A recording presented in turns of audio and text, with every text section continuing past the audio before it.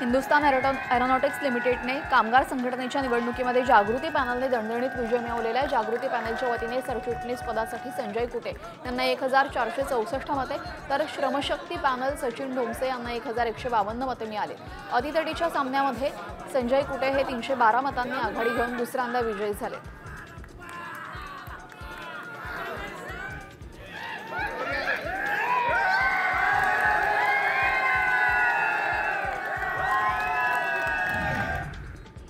नाशिकमध्ये मनसे कार्यकर्त्यांनी शहरातील विविध समस्यांसंदर्भात पालिकेच्या मुख्य गेटवर घंटानाद आंदोलन केलं। यावेळेस कार्यकर्त्यांनी महापालिका प्रशासनाच्या विरोधात जोरदार घोषणाबाजी सुद्धा केलेली आहे।